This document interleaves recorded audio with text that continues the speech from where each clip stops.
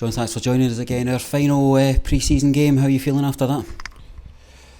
Yeah, a bit frustrated, because we were playing some good stuff, but we had made our mind up before the ball was kicked, the substitutions that we were going to make, because I think the substitutions ended up breaking up some of the good play we had in the first half, and we just couldn't develop it in the second half near as well as we were doing in the first half. We were disappointed to go a goal behind, but it brought a different aspect to our pre-season. It was the first time we went behind, and so then there's a wee test of character, because it's always easy to play when you're winning, but it's so there was a test there, and although you don't like going behind, I thought to myself, well, here we go, we'll see what we're made of.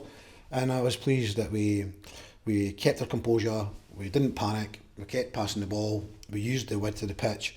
Cowdenbeath were very, very narrow in midfield tonight. They obviously know that we're very good in these areas, and they try to stifle us in there. So, going out into the full-back areas, getting crosses in the box, then, they have to start to think about, well, now they're getting crosses in, we need to try and flatten off and try and prevent that happening. So, it's a wee bit of cat and mouse. So, I felt that having gone behind, we did really well to get back in the game. Reagan did really well at the corner kick. It's one that would work, and then you go and whip it in. However, he's recognised the guy was coming at pace, he can go by him and then have a shot, and Louis Allen's got a bit about him to, backheel the ball, flick it in, from close range. And so, delighted to get back on level terms. And I thought the second goal was excellent, a great counter-attack from right, back in our goal booth, all the way up the pitch. Really, really good stuff, great goal. And I thought we were actually hitting some real good momentum then.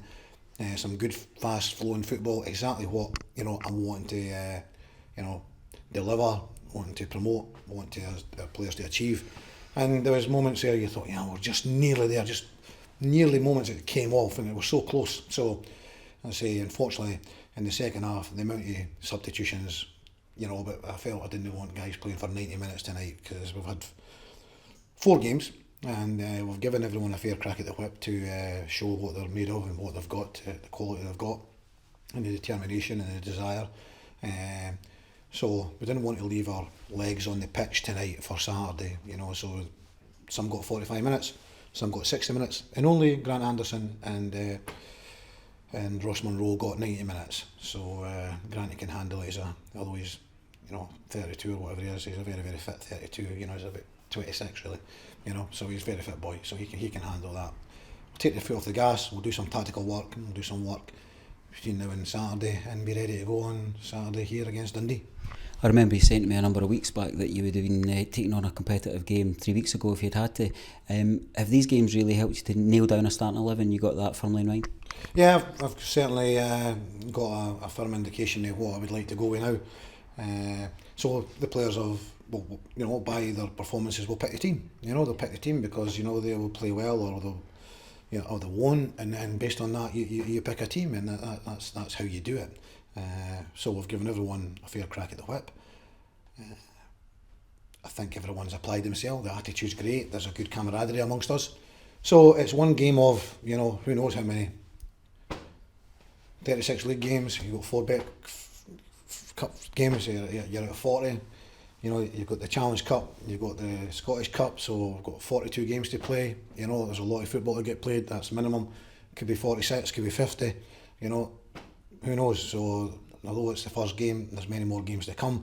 It would be great to get out the blocks and get a win on Saturday and get 3 points on the board, and I think it would open up the actual league, albeit it's not even started yet, but you're trying to get a wee step ahead of yourself. Dundee will be very, very difficult opponents, just come down. James McPake, new manager, he's obviously going to put his ideas across, the way he wants to play, his style of play, and they've brought in some players. James is working with the younger players, so there might be some unknowns that to us from that point of view. So it'll be an interesting game on Saturday. So fingers crossed we can go and do the business. And this is where the excitement really starts for the home fans, touching 900 season tickets sold. There seems a lot of positivity amongst the squad, but that certainly does seem to kind of be drifting out into the town in a wider sense. Yeah, well, I'm delighted about that. Yeah, 900, and there's still, a good few weeks left before the first league game, and obviously we are away from home to Dumbarton the first game, so we're here against Clyde. You're talking, some second week in August, so you've got plenty of time. You can still get your July wages and get a season ticket, so hopefully we can get to that 1,000. With a bit of luck, if we can get 1,000 season ticket holders, I think everyone's got a feel good factor. So again, you know, one game's not going to make or break our season, but we'll be very much determined to go out and try and get a good start on Saturday. Thanks very much, John. Cheers. Thank you.